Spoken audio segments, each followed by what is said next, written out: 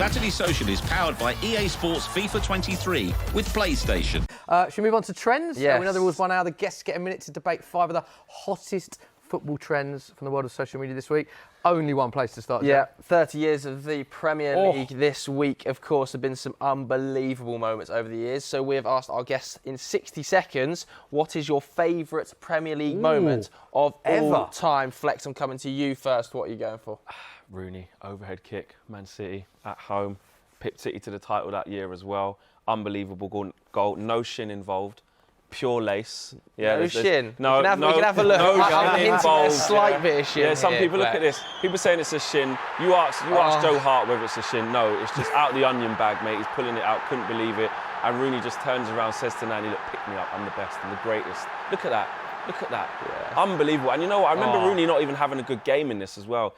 No one will remember that. Was doing it. No one will remember that. What a goal. What about you, Paul? Not even as good a goal as Paolo Di Canio's Mohamed Salah. Long ball out from Alisson Becker. Salah goes through, shrugs off Dan James, slots it. I was in the cop for this one. This was one of the greatest moments of being a Liverpool fan of all time. Of all time? Yeah, because, not just because it's Manchester United, but also the crop then erupts into we're going to win the league. You know, we'd been steamrolling the Premier League that season, but that was the moment where we finally allowed ourselves to believe and to sing it, and we knew it was going to happen. It was unbelievable. Yeah. I'm surprised at that. Great first touch, wasn't it? He's going away from goal. You got to respect it. That's a cult moment, I guess, and obviously. Great celebration as well. The knee slide from Alisson was absolute perfection. Good first trend, that, Joe.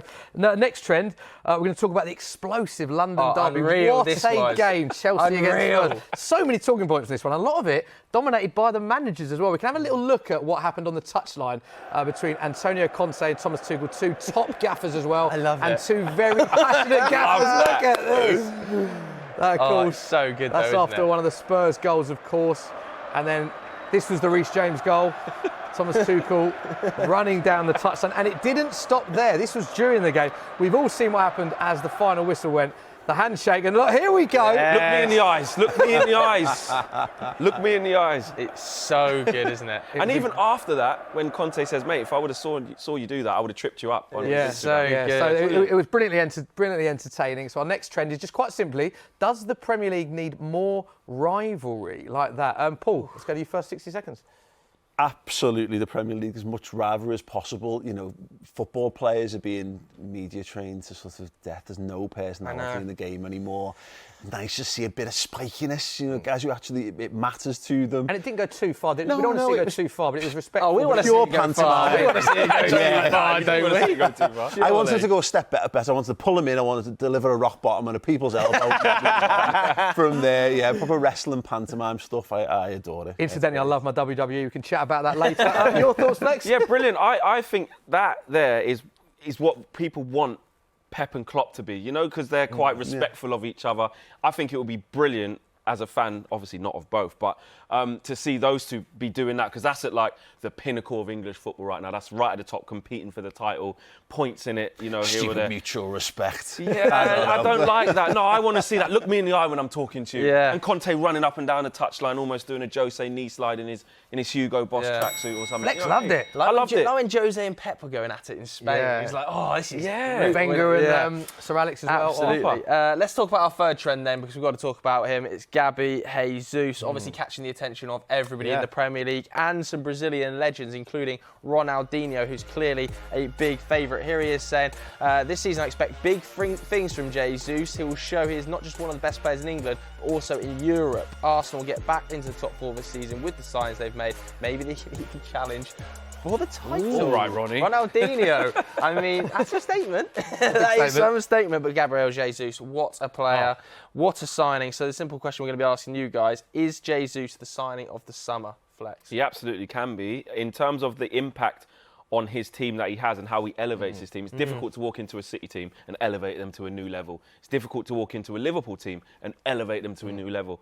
I think between Gabriel Jesus and Zinchenko, they can literally elevate Arsenal to a level that has not been seen for them and give them the key things they've been needing. So I think it's a fantastic bit of business from Arsenal.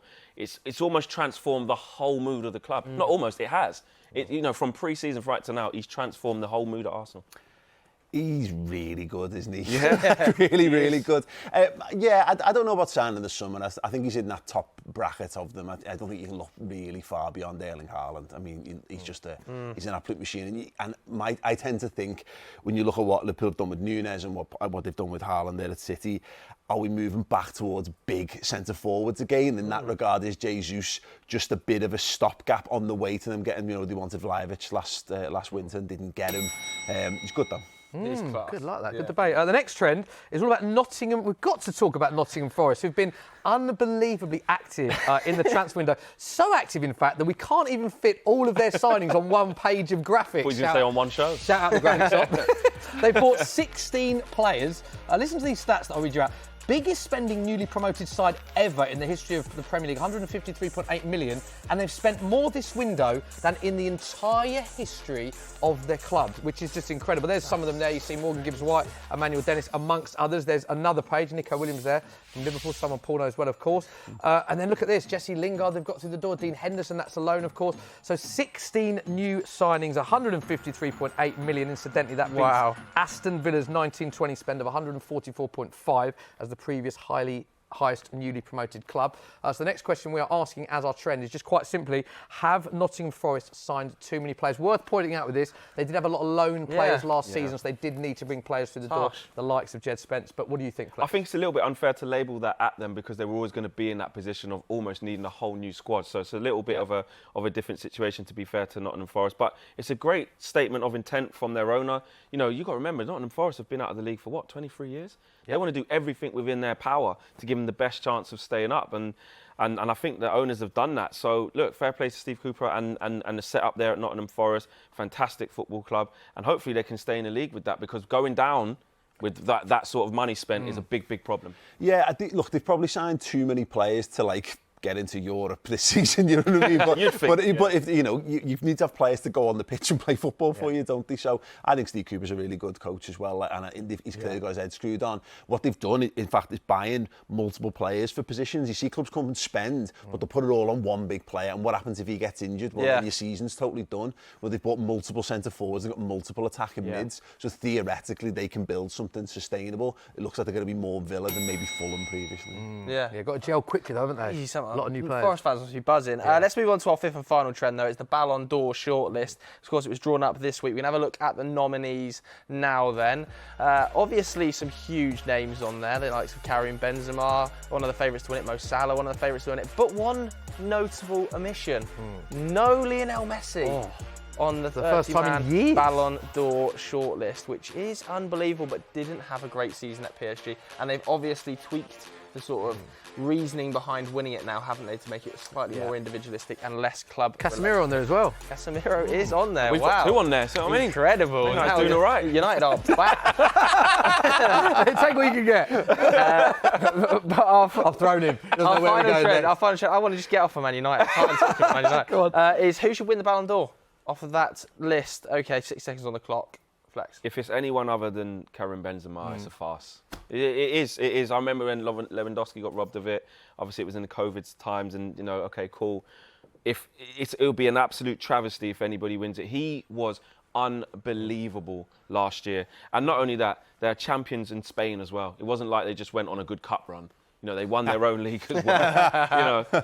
Little dig there. It actually wasn't. He turned it into one, but fair enough. Go on, Paul. But no, he was fantastic, and he just proved it time and time again why he's the best number 9 in the world. Yeah, he's class, isn't he? Look, we said about. I'll say Mo Salah because I think he was the best player in the world for a couple of months. He was last season, but he did lack those sort of highlight moments. If he'd managed to win AFCON, if they'd managed to win the Champions League, then you've got the photographs from there with the big trophy. And Benz was towards that back in that Champions League run. Every goal was huge. Most he did it in the big games, clutch moments, like the big games in the finals. He just wasn't. Wasn't there. Or outside shout, Virgil van Dijk coming back from a season-ending knee injury to be the best centre half. Hard to win it as a defender as well.